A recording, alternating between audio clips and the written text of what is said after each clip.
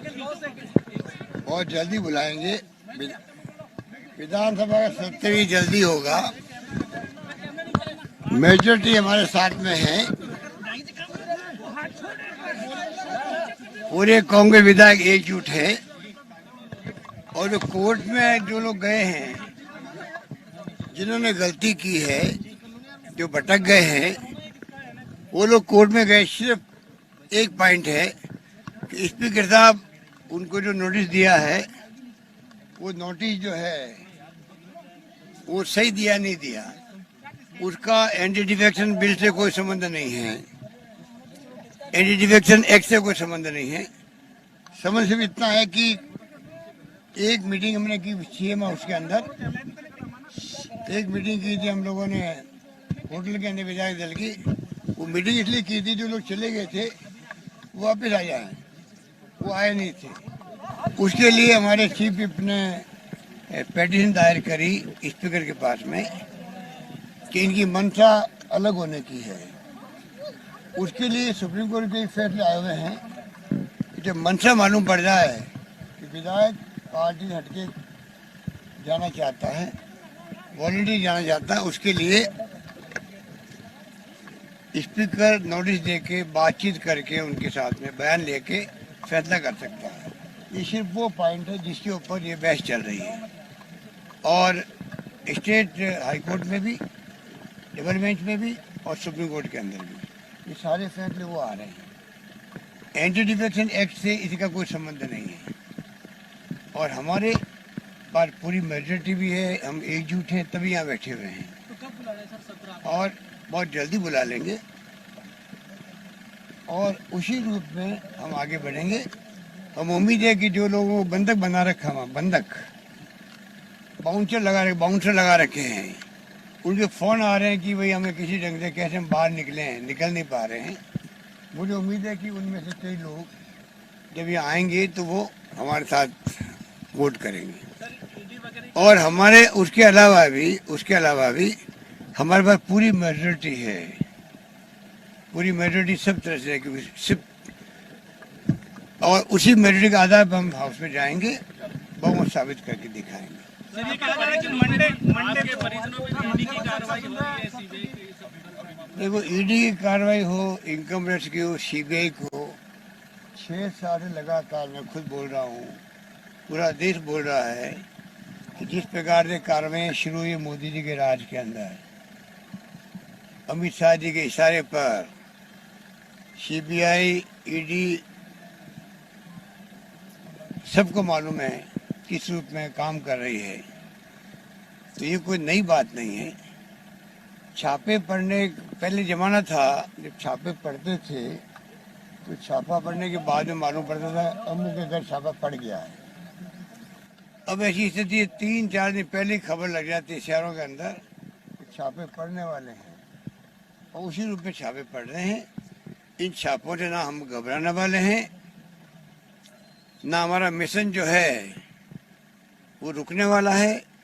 हम बीजेपी की जो नीति हैं, उसके कार्यक्रम, उसके सिद्धांत जो देश को बर्बाद करने वाले हैं, फासिस्टी लोग हैं, लोकतंत्र की हत्या कर रहे हैं, इसका मुकाबला करने का दमखम आज भी तो कांग्रेस के अंदर है।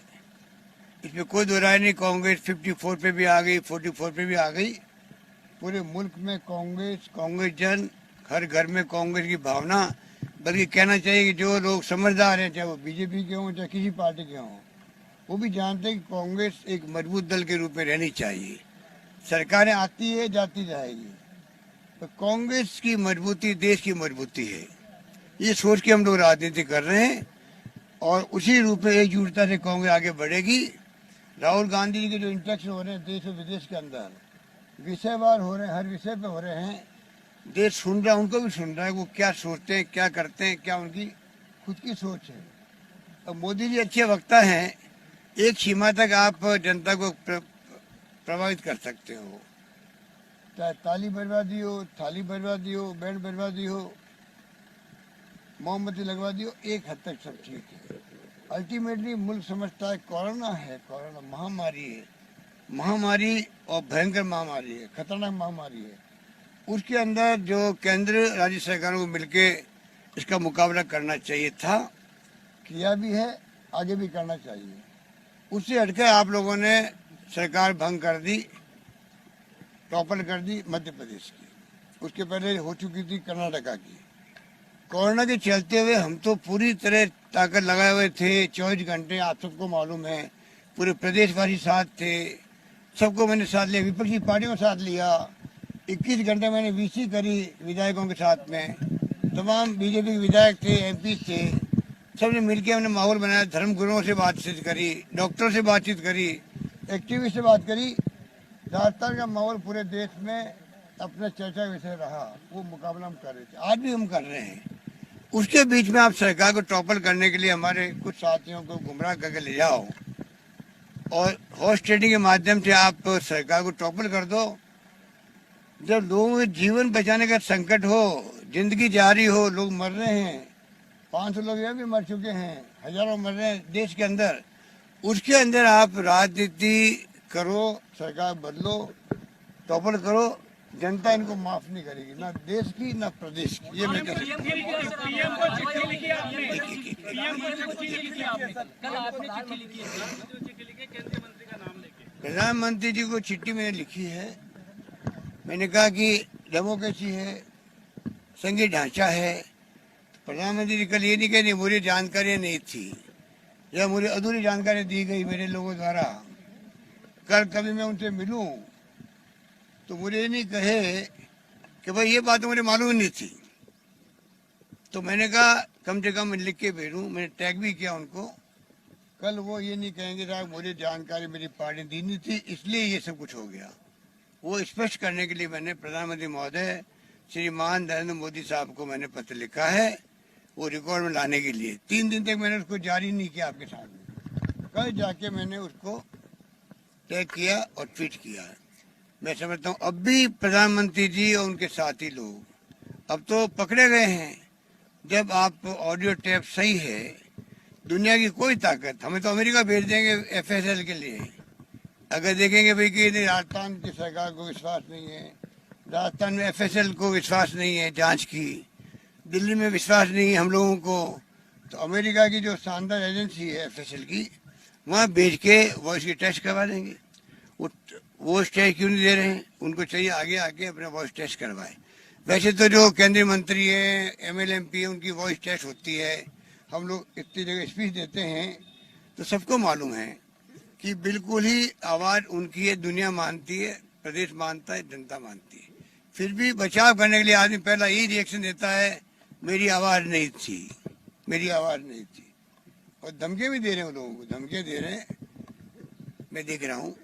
कोई चलने वाला नहीं है, सत्य की जीत होगी। सत्यमेव जयते, सत्यमेव जयते, सत्यमेव जयते। लोगों में हाईकोर्ट में कॉन्स्टिट्यूशनल बॉडीज के अंदर टकराव की मैंने कहा आप वो सिर्फ पॉइंट है कि विधानसभा के अध्यक्ष महोदय ने जो जारी किया नोटिस, वो नोटिस दे सकते हैं क्या? वो इस पे वो बहस हो रही पूरी। एंटी डिफेक्शन बिल एक्ट दूसरा बना हुआ है, विधानसभा चलेगी, जल्दी हम बुलाएंगे उनको। उसमें हम कोरोना की बात भी करेंगे, पॉलिटिकल बात भी करेंगे, सब बातें करेंगे।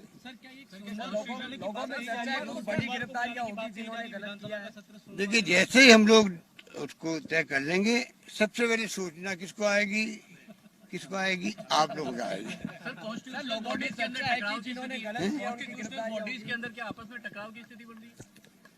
इससे बचना चाहिए। हम तो जुडिशरी का सबसे ज्यादा सम्मान करने वाले लोगों हम लोग हैं।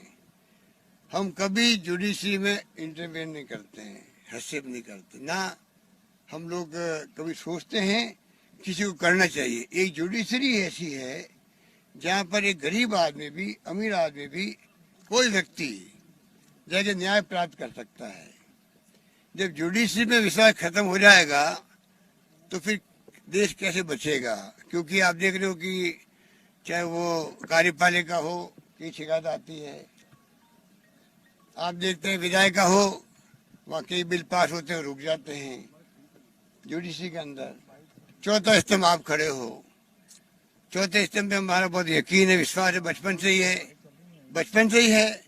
और मैं दावे के साथ कह सकता हूँ कि मैं आज तक पहुँचा हूँ यहाँ पर, तो पूरी मीडिया ने मेरा साथ दिया आज तक, और सच्चाई का साथ दिया। मेरा साथ दिया मतलब मैं सच्चाई पे ही चला हूँ लाइफ के अंदर, सच्चाई पे चलना चाहता हूँ आगे भी।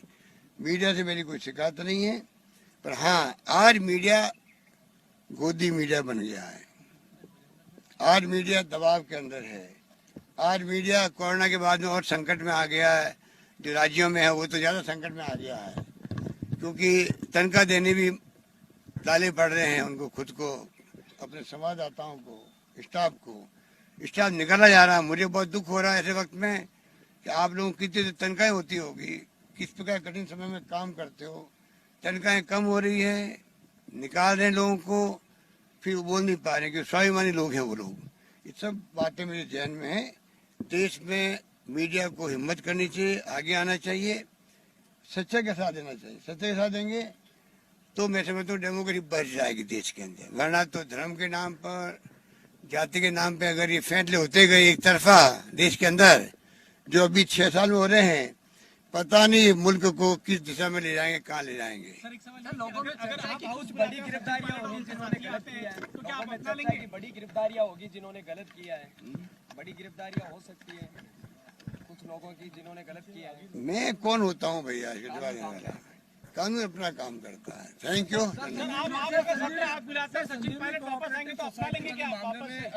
कोर्ट ने नोटिस दिया है सर एसओजी को जांच करने के लिए, उसमें मैं कोर्ट के कामों में या एजेंसियों के कामों में मैं हस्तक्षेप नहीं करता हूँ।